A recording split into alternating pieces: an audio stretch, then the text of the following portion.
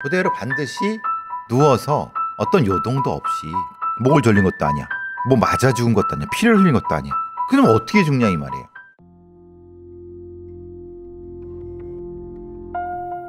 (2015년 9월 23일) 오전 11시가 넘은 시각, 울산시 중구의 한 원룸 건물 주인이 마스터키를 들고 건물 안으로 들어가고 있었습니다.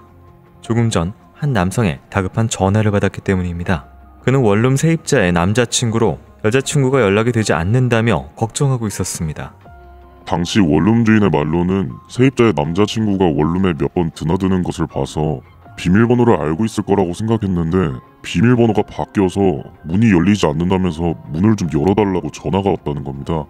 오전부터 여자친구가 전화를 받지 않고 문을 두드려도 인기척이 없어 걱정이 된다는 남자친구. 원룸 주인은 남자와 이미 안면이 있는 사이였기 때문에 의심 없이 마스터키로 문을 열어줬습니다. 그런데 문을 열고 들어간 주인은 큰 충격을 받았습니다. 세입자인 21살의 영은씨가 방바닥에 깔린 요가 매트 위에 담요를 덮은 채 바르게 누워 있었는데 죽은 듯 보였습니다. 남자친구가 아무리 흔들어도 반응이 없자 곧바로 119에 신고를 했고, 구급대원들이 오기 전까지 119 대원이 시키는 대로 심폐소생술을 실시했습니다. 하지만 영은씨의 의식은 돌아오지 않았습니다. 구급대원들이 도착했을 때 환자분은 이미 사망한 상태였습니다.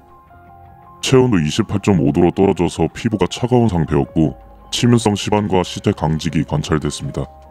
당시 원룸에 출동한 경찰은 현장이 매우 이상하다고 기억했습니다. 외부 침입 흔적이 전혀 없었고 집도 잘 정돈된 상태였습니다.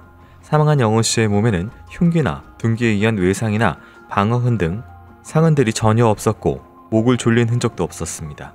평소 질병 없이 건강하던 21살 여성이 갑작스럽게 사망한 상황. 경찰은 영은씨의 원룸을 샅샅이 수색했지만 먹다만 음료수 병과 감기약으로 보이는 캡슐 외에는 수상한 물건을 찾을 수 없었습니다. 혹시 영은씨가 농약 등을 마시고 자살한 건 아닐까 하는 생각에 출동한 경찰은 영은씨의 입 주변의 냄새도 맡아봤다고 했습니다. 그러나 농약 냄새는 나지 않았습니다. 영은씨의 친구들은 절대 자살이 아니라고 했습니다. 영은씨는 네일아트 자격증을 따기 위해 가족과 떨어져 홀로 울산시로 와 아르바이트를 하며 네일아트 학원에 열심히 다녔다고 했습니다. 사망한 분의 친구 말로는 손재주가 좋아서 주변 친구들한테 네일아트도 해주고 또 네일숍을 차리려고 알아보고 있었다고 하고요. 사망하기 며칠 전에는 병원에서 건강검진도 받았다고 합니다. 수첩에 매일 해야 할 일을 적어놓고 성실하게 살던 영은씨가 절대 자살할 리 없다는 친구들. 그렇다면 그녀는 왜 사망한 것일까? 경찰은 눈에 띄는 외상이 없었기 때문에 독극물에 의한 사망을 의심했습니다. 용의선상에 제일 먼저 오른 사람은 시신을 발견한 남자친구였습니다. 그러나 그는 영은씨가 사망하기 전날 밤 10시 30분까지 그녀와 메시지를 주고받았습니다. 그런데 다음날 오전 영은씨가 전화를 안 받는다고 집주인에게 연락해 문을 열고 들어간 행동이 너무 과도해 보였다는 겁니다. 하지만 남자친구는 억울하다고 했습니다. 평소 영은씨와 사이도 좋았고 자신이 그녀를 죽일 이유가 전혀 없다는 것.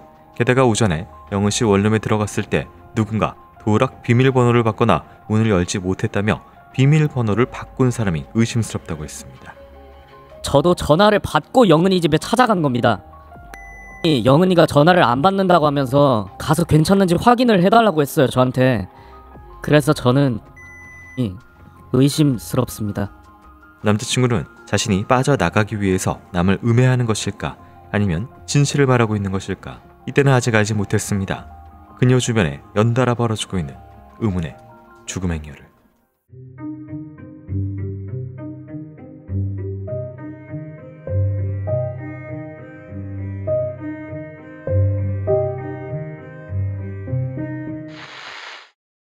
안녕하세요. 이곳은 크라임. 저는 진행과 연출을 맡고 있는 김PD입니다. 날카롭고 정확한 분석으로 대한민국의 정의를 세우고 계시는 배상훈 프로파일러님 모십니다. 예, 안녕하세요. 배상훈입니다. 반갑습니다. 네, 반갑습니다.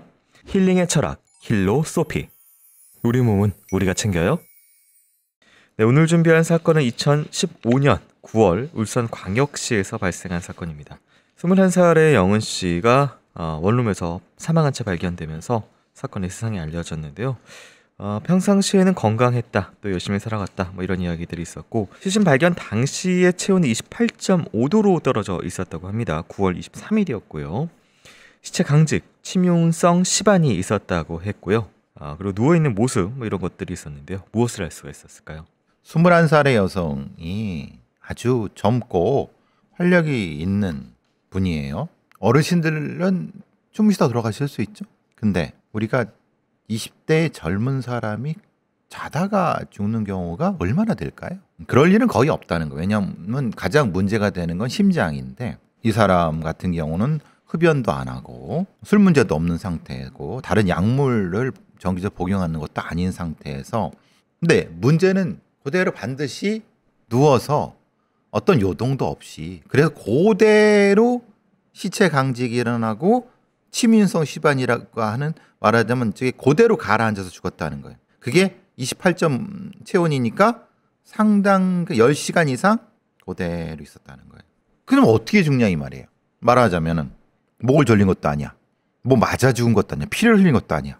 그러니까 이런 상태를 봤을 때는 독극물이겠다. 근데 독극물이라고 하기에는 의심스러운 부분은 뭐냐면 토사광난 같은 막 토하고 몸부림치고 막 그런데 네. 그런 흔적이 없어요.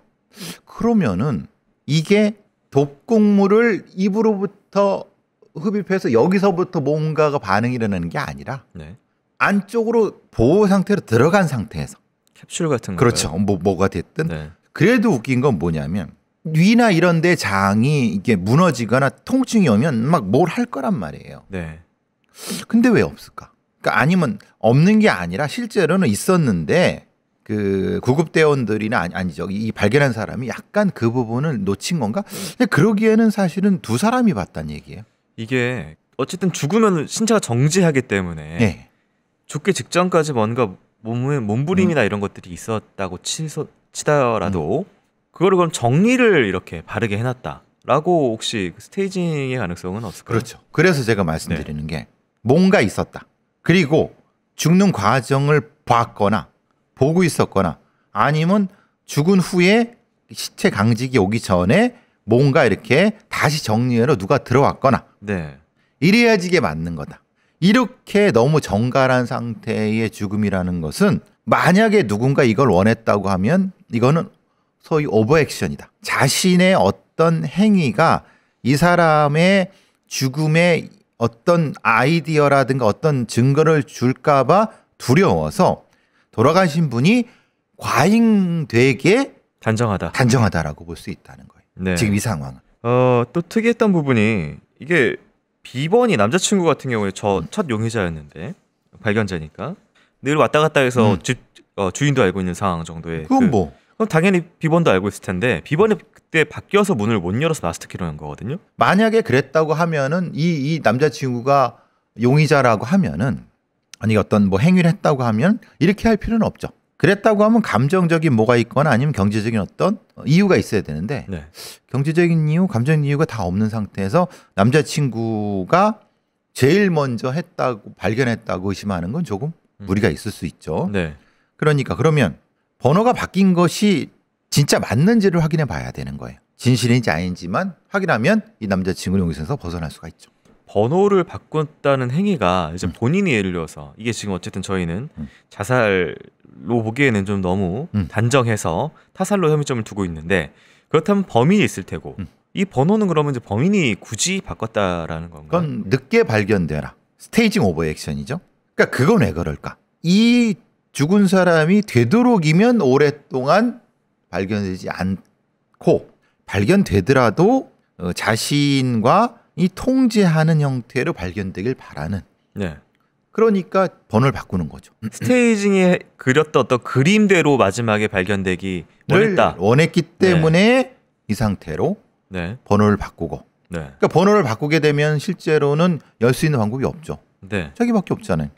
그럼 당연히 그 119가 와서 부수고 열쇠공을 불러서 119가 많이 하니까 그렇게 발견되면 뭐가 되나요? 자살이죠. 그러니까 지금 이제 외부에서 누가 못 들어갔다. 그렇죠. 이걸 원하는. 그렇죠. 그러니까 의도가 과잉된 오버액션이라는 거예요. 지금 이게 전반적으로 이거 범행을 했다면 범행 의도가 있을 테고 감정이 있을 텐데 그리고 그렇죠. 계획성 우발성이 있을 텐데 지금 이거는 어떤 구타나 어떤 뭐 그런 것도 전혀 없고 성도 없고 금전도 없고 오로지 그냥 이 여성이 스스로 죽은 모습으로 발견되기 조용하게 네. 자살로 아니면 자살이 아니든 자살처럼 보이게 발견되게 바라는 어떤 사람이겠죠. 경찰은 남자친구를 용의선상에 올려두고 영은 씨의 주변 인물들을 하나씩 조사를 했는데 영은 씨의 주변에 또 다른 수상한 죽음이 있다는 걸 알게 됩니다.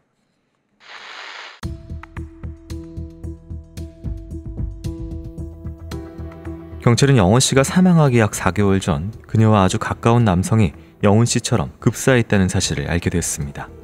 그가 죽었을 당시에도 마을 사람들은 건강하던 사람이 갑자기 죽어 놀랐다고 했습니다. 남성은 충북 제천시에 혼자 살면서 농산물과 약초를 재배하는 사람이었습니다. 이웃 주민은 남성이 사망하기 전날 자신에게 전화를 걸어와 아침 6시에 고구마를 심으러 가자고 했다며 전날까지도 멀쩡했다고 했습니다. 하지만 다음날 오전 6시가 넘어도 연락이 없자 이상하게 생각했던 주민. 남성에게 변고가 생겼다는 걸 알게 된 건 오전 9시경. 피해 남성의 여동생이 근처에서 식당을 하는데 평소에 오빠 집에 왔다 갔다 했다고 하더라고요. 그날도 오전 9시경에 가니까 방 안에서 오빠가 팬티만 입은 채 쪼그린 자세로 쓰러져 있었다고 합니다. 놀란 여동생은 밖으로 나와 마을 주민들에게 오빠가 이상하다고 했고 주민들이 가보자 남성은 이미 사망한 상태였습니다. 방바닥과 남성의 얼굴에서는 토사물이 발견됐고 코에는 피까지 흐른 상황. 시신의 앞면에는 이미 시반이 형성됐고 팔과 다리가 굽어진 상태로 강직되어 있었습니다. 그러나 특별한 외상은 발견되지 않은 상황. 남성은 사망할 당시 56세 신씨로 영은 씨의 아버지였습니다. 아버지가 사망한 지 4개월 만에 딸까지 사망하자 주민들은 줄초상이 났다며 안타까워했습니다. 아버지 신씨의 시신이 발견됐을 당시 방 안에는 피로회복제 음료병이 시신 근처 바닥에 쓰러져 있었고 냄비에는 먹다 남은 음식물이, 상에는 소주병이 있었습니다. 건강하던 신씨는 왜 코피까지 흘리며 사망한 것일까? 경찰은 토사물 그리고 코피를 닦은 휴지와 걸레를 국과수로 보내 약동물 검사를 진행했지만 아무것도 검출되지 않았습니다. 결국 자다가 병사한 것으로 결론 지어진 신씨의 죽음. 하지만 신씨의 딸 영은씨의 죽음은 달랐습니다. 타살이 의심돼 결국 부검에 들어간 영은씨의 시신. 국과수 부검 결과 영은씨의 심장 혈액과 위 내용물에서 청산 이온이 검출됐는데 특히 위 내용물에서 검출된 청산 이온의 농도가 55.2mg/L로 일반적인 청산 이온에 의한 중독 사망 사례에 비하여 상당히 높다는 의견이 나온 겁니다. 그러니까 피해자의 사인은 청산염 중독에 의한 독살로 판명됐습니다. 누군가 피해자에게 어떤 식으로든 청산가리를 먹여 살해한 것으로 보입니다. 도대체 누가 영은 씨를 독살한 것일까? 경찰의 의심처럼 남자친구일까? 아니면 남자친구가 의심스럽다고 말하는 그 사람인 것일까?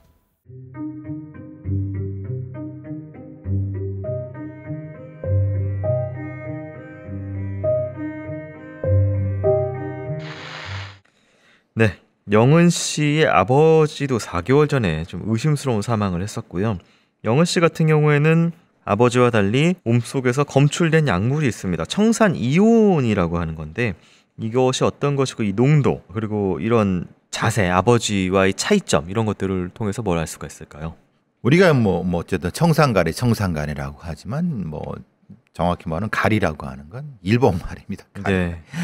칼륨, 염이죠, 염. 매우 공격성이 높습니다. 굉장히 반응성이 높아갖고 근데 이게 이제 보통의 이 상황 청산가리를 우리가 이게 먹으면은 네. 어떻게 되냐면 이 앞쪽에서 바로 굳어요. 혀 앞쪽으로. 왜냐하면 반응성이 높기 때문에. 바로 반응하기 때문에. 그렇죠. 예. 그러니까 이제 그럼 뭐가 되면 숨이 막혀 죽는 거죠. 예, 여기가 목이 딱 되니까. 근데 그럼 이건 이제 질식사로 죽거나 숨이 막혀 죽는 건데 지금 근데 이 영은 씨는 뭐가 되냐면은 네. 그게 아니라 심장 혹은 위 내용 혈액과 위 내용물에서 이온이 검출된 거예요. 네. 그 얘기 뭐냐면 보통 청산이온의 중독 사례라고 하는 것은 어떻게 되죠? 요렇게 들어가니까 여기가 많은데 요쪽은 많은데 요쪽은 작을 수밖에 없죠. 네. 근데 이거는 아주 정교하게 쭉 들어가서 여기서부터 반응이 나는 거예요. 위부터. 네. 그러면 이게 가능하죠. 이게 가족이고 이게 아무래도 연쇄적인 범죄가 의심되기 때문에 아버지 같은 경우에 그 당시 시신이 토사물하고 혈액만 일단 약동물 검사를 했는데 거기서 안 나와서 안 나올 수 있어요. 네, 부검을 안 하고 그냥 화장을 해버립니다. 그렇죠. 이러면 안 되는데 피로회복제 음료가 있고 그걸 가지고 먹었다고 생각을 한 거예요. 근데 사실은 그게 아닌 거지. 피로회복제의 병에다가 청산가리를 용액을 넣은 게 아니라 그럼 못 먹죠. 왜냐하면 냄새가 나니까. 네. 근데 뭐가 된 거죠? 피로회복제는 그대로고 사실은 캡슐 같은 모구를 먹고 먹은 거죠. 그러니까 네. 그 다음에 여기서 반응이 일어나니까 뭐가 됩니까? 이 토사광란이 네. 막 하는 거예요. 막 그래서 그 상태에서 되면 어떻게 되냐면 뭔가 이렇게 토해지지만 네. 여기서 반응이 일어나는 것에서 토해지지만 이것은 위쪽만 나올 수 있기 때문에 네. 여기서 말하는 이 토사물과 혈액에서는 청산염이 발견되지 않았을 수 있어요. 영은 씨는 어떤 거예요? 청산염이 충분히 퍼져서 돌아가신 거예요. 네. 그러니까 기전이 다르죠. 네. 그러니까 이 사실은 이런 형태, 그 아버지 같은 형태는 사실 굉장히 놓치기 쉬운 거예요. 없네? 아니 그럼 뭐 그냥 노안으로 아니면 뭔가 다른 이유가 있겠지라고 해버린 거예요. 네, 청산 같은 경우의 특징이 상온에서 오랫동안 두면 이제 기체가 돼서 검출이 안 될 수 있다라는 의견도 있네요. 여기서 이제 그 이 보통의 이걸 그냥 놔두면 그렇죠. 근데 일단 흡입한 다음에는 네. 그것이 나갈 수 있는 방법은 없죠. 그러니까 부검을 했으면은 또 달랐을 수가 그렇죠. 있는데. 부검을 영은 씨는 부검을 했잖아요. 네. 근데 아버지는 시골에서 이런 경우는 그러니까 급사하는 경우는 있을 수 있거든요. 네. 56시 정도면. 그러니까 이거를 별거 아닌 형태로 봐서 그냥 하자. 좀 안타깝죠, 사실은. 그렇다면 이제 같은 방법을 사용했다라고 보면 되는 건가요? 예. 제가 보기에는 그렇습니다. 같은 방법인데 아버지는 바깥에서 이렇게 이런 상태로 토하고 막 그랬기 때문에 네. 그런 부분에서 놓친 것 같아요. 저희가 보통 이제 독극물이라고 하면 여성형 범죄에 주로 많이 쓰인다라고 좀 알려져 있는데 여성형 플러스 가족형. 이 지금 가족이 연달아서 이렇게 됐기 때문에 이런 경우는 또 어떻게 봐야 될까요? 엄연히 사건 비슷하게 보면 되죠. 가족형, 여성형. 그러면 사실 남자친구는 여기서 좀 벗어난. 왜냐면 예. 남자친구는 죽일 이유가 없죠. 보통 우리가 교제폭력 사진이라고 하면 때려 죽이거나 네. 뭔가 폭력의 전조가 있는 상태에서 감정이 전이가 되는 거지. 네네. 굳이 이렇게 정교하게 죽일 이유가 없죠. 그러니까 이제 연인 사이의 교제폭력이나 치정이라고 하면 특히 이제 젊은 여성은 사실 가지고 있는 돈이 없단 말이에요. 그러니까 돈이 목적이기도 사실 어려운 부분이고. 그래서 실제로 남자친구는 조금 의심이 가지만 실제로는 동기가 좀 애매해요. 자, 경찰은 아버지 신 씨 역시 딸 영은 씨처럼 독살됐을 가능성을 열어두고 전체에 관련된 수사를 이어가는데요. 그러다가 이 신 씨가 살던 마을에 수상한 소문이 돌고 있는 것을 듣게 됩니다.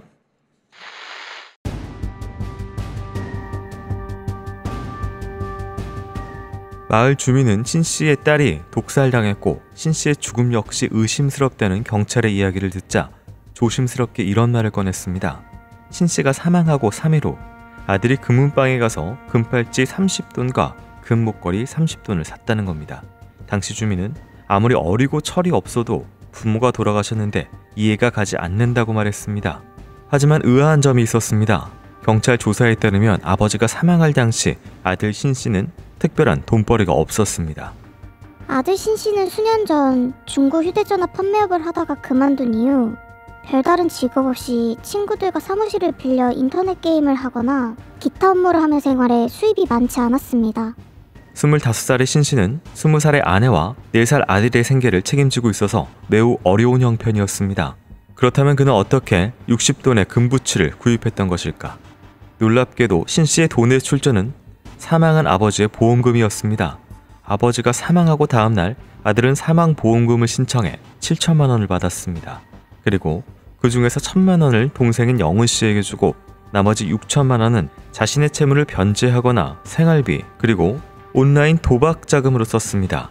그러나 신 씨의 이런 행동을 친척들은 나무라지 않았습니다. 신 씨가 평소 아버지와 떨어져 살아 정이 없어서 그렇지 아버지와 동생을 생각하는 마음이 크다고 했습니다. 신 씨가 3살 때 부모님이 이혼한 뒤 어머니는 다른 곳으로 떠나고 아버지도 아이들을 잘 돌보지 않아 할머니와 고모들 손에서 자랐다고 합니다.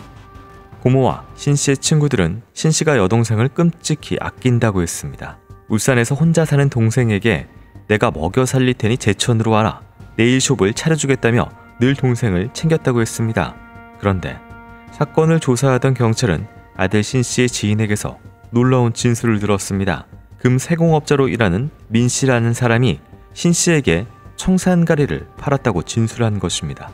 2015년 5월 7일 신 씨가 저한테 전화를 해서 투견을 하고 있는데 우리 개 몸에 청산가리를 바르면 상대편 개가 이를 먹고 약해지거나 죽게 되고 이 방법으로 대회에서 우승하면 상금 1,500만 원을 받을 수 있다고 하면서 청산가리를 구해달라고 했습니다.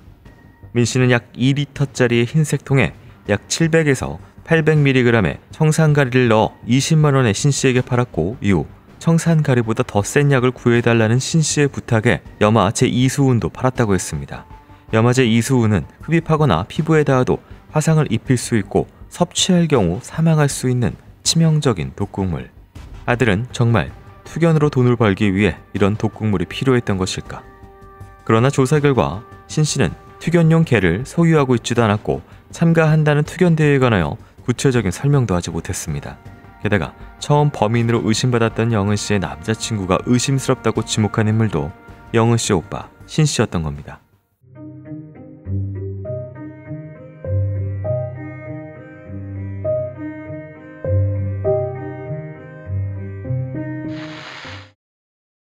네, 신 씨가 금세공업자인 민 씨에게 청산가리를 구입한 날짜가 15년 5월 7일입니다.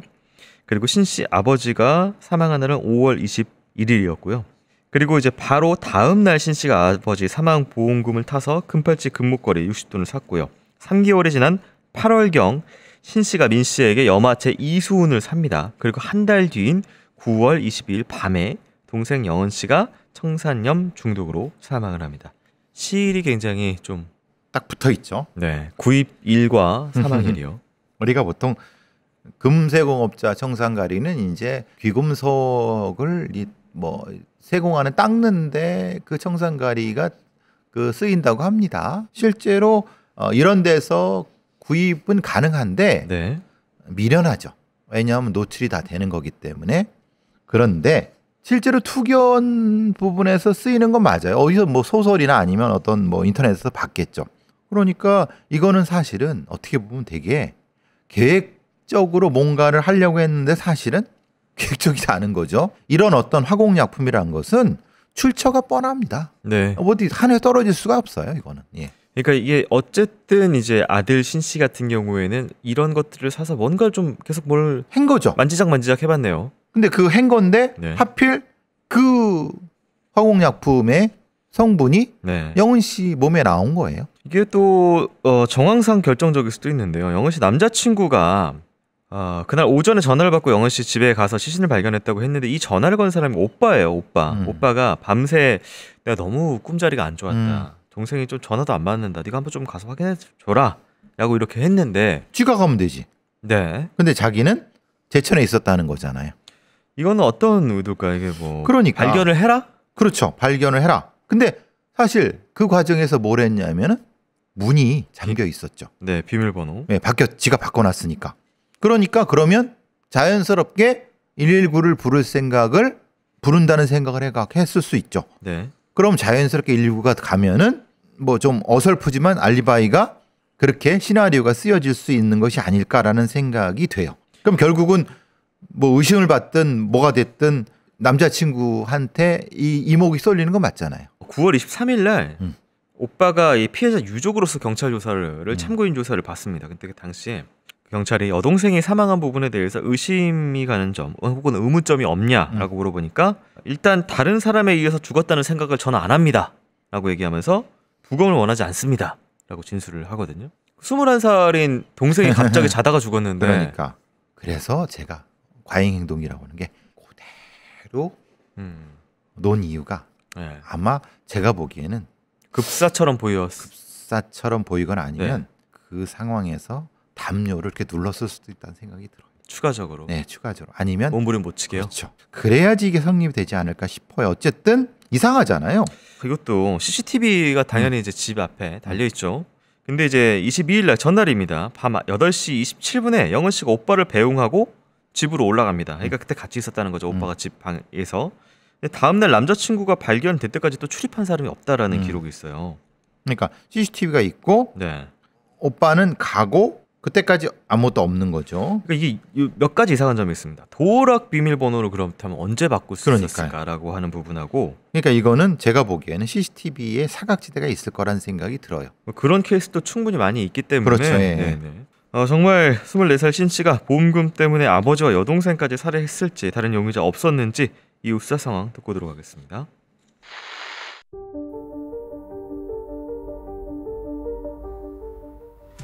경찰은 신 씨를 유력한 용의자로 봤지만 신 씨는 범행을 강력히 부인했습니다.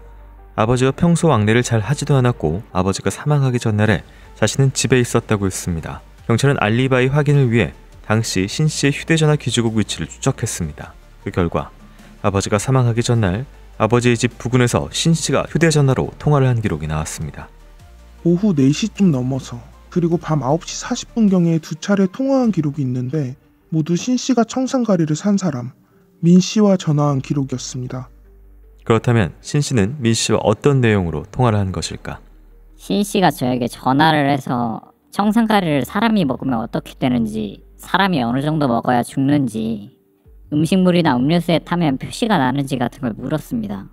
하지만 신 씨의 전화는 이게 끝이 아니었습니다. 그는 청산가리를 구입하고 동생이 죽기 전까지 무려 27차례나 민 씨에게 전화를 걸어 여러 질문을 했습니다.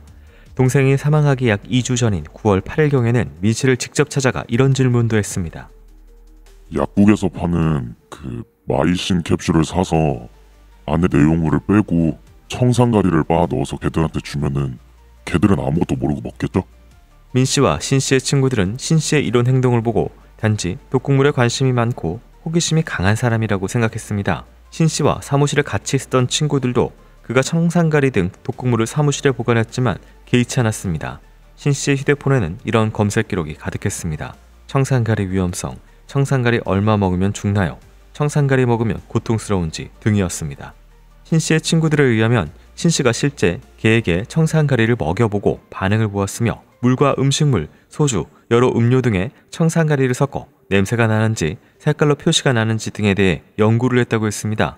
실제 신 씨는 경찰 조사를 받을 때 청산가리에 대해 색깔이 있는 음료수에 청산가리를 넣으면 색이 변하고 악취가 나기 때문에 넣을 수 없다라는 진술을 하기도 했습니다.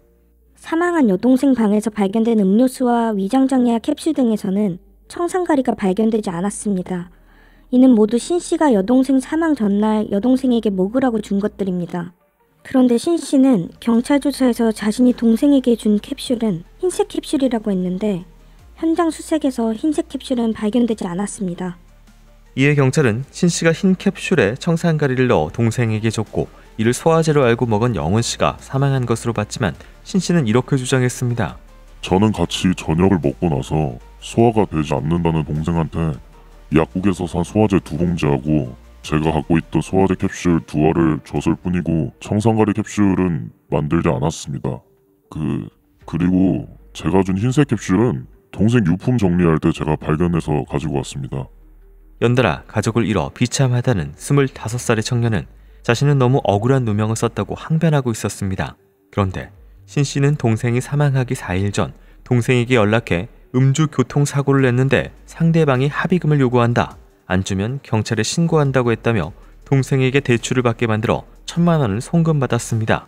동생 영은 씨는 괜찮아 미안해하지마. 이럴 때 가족끼리 돕지 누가 도와주겠어 라고 답했습니다. 그러나 그 교통사고는 거짓말이었고 4일 후 동생은 의문의 죽음을 당했습니다.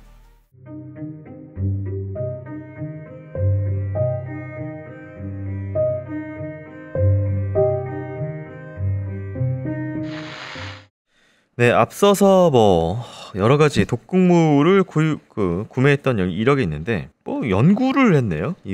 이런저런. 이게 보통의 청산가리를 먹여서 네. 마시게 해서 이런 거는 기전이 차이가 있죠. 네. 실제로 청산가리를 이렇게 자살이 아닌 이상 이렇게 이게 안 되거든요. 네. 근데 이제 만약에 그랬다고 하면은 여기서 얘기한 것처럼 걔한테 캡슐에 넣어갖고 먹인 다음에 얼마나 고통스럽게 맞게 하는지 보고 그게 얼마나 두껍게 해야 되는지 아니면 밀봉해야 되는지 이런 거 냄새 얼마 내는 거 이런 거 다 연구 결과가 있다는 거잖아요. 이게 제정신입니까 이게?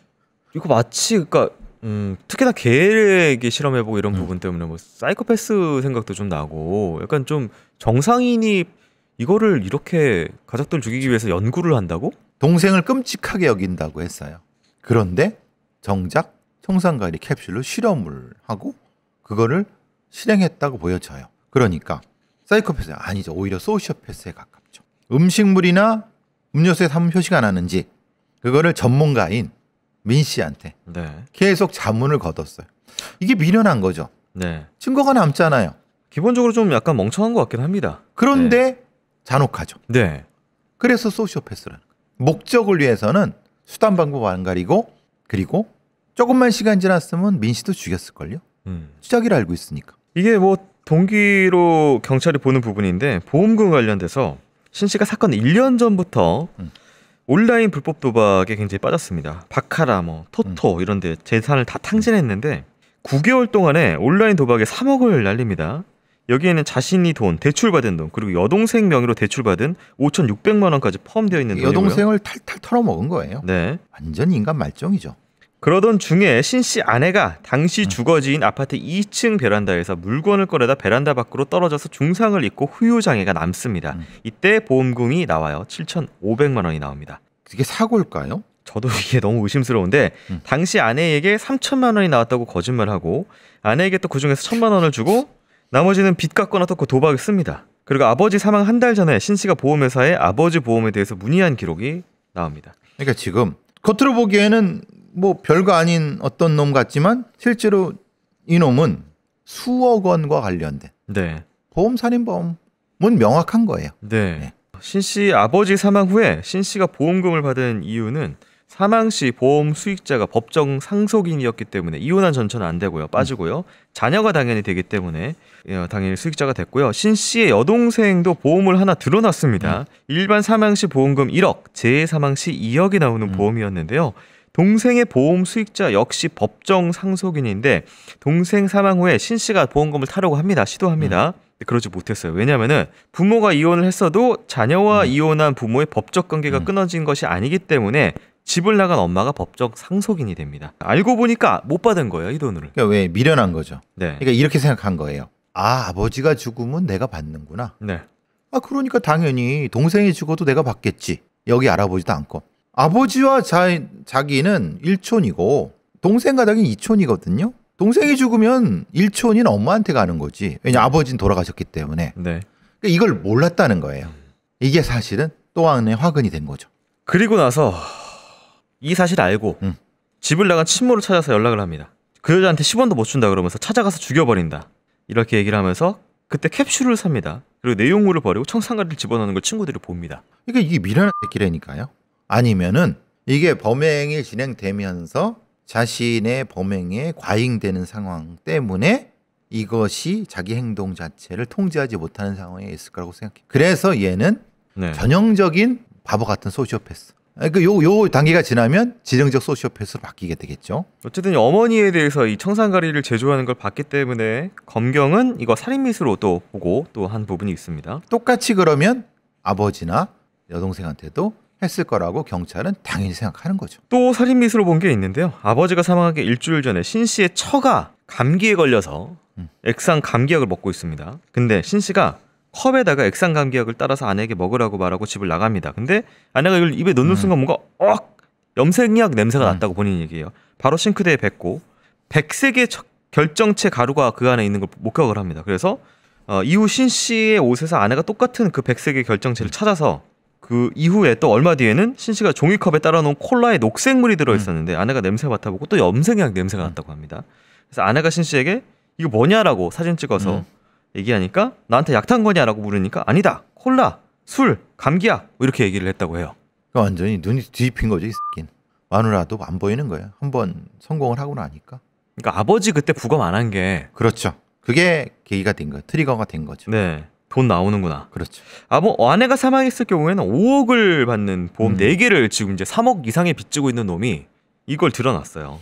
근데 다른 건 몰라도 부인이 이렇게 하면은 보험회사에서 바로 달려들걸요. 네. 액수가 크잖아요. 그러니까 다른 아버지나 여동생은 사실은 다른 부분 때문에 안 걸린 거지. 자, 그렇다면은 재판 결과를 살펴보기 전에요. 전하의 말씀 듣고 오도록 하겠습니다. 아니 김 PD 자네 얼굴이 푸석해. 메마른 건두부 같구만. 아니, 건두부라뇨. 건조하고 예민한 피부를 복원해주는 힐로소피 리페어 크림을 발라보라고. 와, 이거 발림성 너무 부드럽고 좋은데요? 보습 미쳤네요, 이거. 그래, 꽃송이 버섯 추출물로 수분 리페어뿐 아니라 갈바늄 수지 등 자연 유래 오일로 활력 리페어까지 해준다고. 이거 성분의 액토인 이거 뭐예요? 액토인은 기적의 생명력이라고 불린다고. 피부의 생명력인 코어를 강화해주는 탄력 리페어도 해준다고. 안 그래도 요즘에 잔주름 생기기 시작해서 크림 필요했는데 가격도 안 비싸요. 리페어 크림으로 자네의 건두부 같은 피부를 탱탱한 곤약처럼 만들어보라고. 건두부라뇨. 힐링의 철학, 줄여서 힐로소피. 우리 몸은 우리가 챙겨요. 배송 메시지에 프라임이라고 남겨주면 친환경 샤워볼을 주니 잊지 말라고. 네, 말씀드린 대로 이제 아내에 대한 살인 미수, 부친에 대한 존속 살해, 여동생에 대한 살해 혐의 이렇게 3개가 있는데요. 아내에 대한 살인 미수 혐의부터 먼저 살펴보면요. 피고인이 처의 사망보험금을 노리고 청산가리를 이용하여 처를 살해하려다가 미수에 그친 게 아닌가 하는 의심이 드는 것도 사실이다. 그러나 검사가 제출한 증거만으로 피고인이 이 사건 공소사실 기재와 같이 피해자를 하여금 청산가리를 섞은 감기약을 마시도록 살해하려다가 미수에 그쳤음을 인정하기 부족하고 달리 이를 인정할 증거가 없다라고 증거 불충분으로 무죄가 나옵니다. 부친에 대해서 존속살해 혐의 살펴보도록 하겠습니다. 부친 사망 당시 변사 현장을 조사한 경찰은 1차 사연을 미상으로 처리하여 변사 현장 체크리스트를 작성하고 사체를 검안한 의사 역시 사망의 종류를 기타 및 불상으로 처리하여 사체 검안서를 작성하였다. 더욱이 수사기관에서 사체에 대한 부검 내지 감정을 실시하지 아니하여 이 아버지의 정확한 사망 원인을 판별할 수 있는 자료가 전혀 없다. 또한 아버지가 사망하였을 무렵 섭취하였으리라고 예상되는 음식물이나 음용수의 성분에 관한 분석도 전혀 이루어지지 않았다. 피고인에 의한 살해를 단정 짓기에는 무리가 있고 달리 이를 인정할 자료가 없다. 무죄, 2개가 무죄가 있다. 이건 증거 불충분이에요. 네. 그리고 특히 아버지에 대한 거는 이건 이 의사나 검안이나 이 여기 2010 이게 15년 네. 정도죠. 15년입니다. 부실하게 쉽게 넘어간 것 같아요. 그러니까요. 이게 너무 엉망이죠. 이게 이렇게 돌아가셨는데 이걸 이렇게 처리하니까. 그러니까 약간 이게 뭐라 그래야 되나요? 내가 와서 약동물 실험해주세요. 약동물 실험했습니다. 결과 안 나왔습니다. 끝 한 거잖아요. 그렇죠. 그걸로 처리한 거죠. 그냥. 실체적 진실에 대해서 파고들 의지가 전혀 없는 거죠. 왜냐? 뭐 어떤 사람이 와서 뭐 토하고 그러다가 죽었는데 그냥 뭐 별일 있겠어 이런 아니한 생각 때문에 보세요. 이걸 이렇게 아니한 생각으로 처리니까 뒤에 사람이 얼마나 죽고 위험에 빠지고 그렇습니까? 네. 이제 하나 남았습니다. 무죄가 2개 나왔고요. 여동생에 대한 살인 혐의 하나 남았습니다. 피고인이 인터넷 도박 등 무분별한 생활로 경제적 어려움에 처하게 되자 사망보험금을 노린 채 아무것도 모르는 어린 여동생에게 청산가리를 먹여 고통스럽게 살해한 사건으로 피고인은 형법이 금지하는 것 중에 가장 중대한 범죄를 저질렀고 범행의 동기와 경위, 치밀한 계획과 수법에 비추어 죄질이 극악하다. 구속기간 중에도 판사들의 눈을 가려 어떻게든 구치소를 빠져나갈 궁리를 하고 있다. 피고인을 영원히 사회로부터 격리하여 사회 질서를 유지하고 인간의 생명을 보호하며 피고인으로 하여금 자신이 저지른 범행의 의미를 깨우치게 할 필요가 있다. 하면서 무기징역 30년간 위치추적 장치 부착을 명합니다. 얘는 근데 사형에 처해야지 맞아요. 이런 애들은. 앞에 2건도 사실은 무죄지만 네. 그건 증거를 시스템에서 놓친 거고 네. 아내에 대한 살인 미수도 마찬가지입니다. 어쨌든 근데 이놈은 대단히 위험하죠. 도박빚으로 자기 여동생과 아버지 그리고 이게 자기 부인까지 다 죽이려고 했다 그러면 엄연히 사건은 뭐가 달라요? 뭐 그리고 나서 남은 아이도 안 했으리라는 보장은 그렇죠. 없을 것 같아요. 예, 뭐 그 성공했으면 다 네. 민 씨도 죽을 수도 있었어요. 네. 저 독극물을 제공해준. 네. 이게 이런 자들은 글쎄요, 하여튼 너무 위험합니다. 판결문에 나와 있는 내용이요. 심지어 이 무슨 내용이냐면 아까 브리핑 마지막에 곧 죽어요. 한 달 뒤에 죽일 계획을 이미 짰어요. 독극물 구입을 했기 때문에. 그래서 여동생한테 교통사고 났다. 돈 좀 빌려줘. 동생은 또 착해요. 그래서 1,000만 원 대출을 받죠. 오빠 이런 거 미안해하지 마. 이거 다 동생이니까 당연히 해주는 거지. 이렇게 가족끼리 돕는 거지 누가 돕겠어라고 동생이 얘기했는데 속으로 무슨 생각하고 있었을까? 그냥 뭐 빨대 꽂은 거예요. 그리고 나서 한 달 뒤에 동생 죽입니다. 네. 네. 뭐 이게 증명된 것과 증명이 되지 않은 의혹까지 합쳐졌을 때 교수님 말씀대로 정말 극악한 같은 인류로 판단되지 않을 정도의 사람이기 때문에 무기징역형에 대한 아쉬움까지 있는 그런 사건이었습니다. 애초에 사페이 선천적인 거냐? 그건 아닌 것 같아요. 돈에 대한 맛 그리고 범죄의 각성 이것이 연결된 소시오패스로 후천적으로 변했다고 보는 게 맞는 것 같습니다. 오빠가 괴물이 됐다는 사실을 모른 채 죽는 순간까지 오빠를 믿었을 동생분 그리고 부친 그리고 다른 피해를 당한 분들까지 명복과 위로를 빕니다. 교수님 수고하셨습니다. 고맙습니다.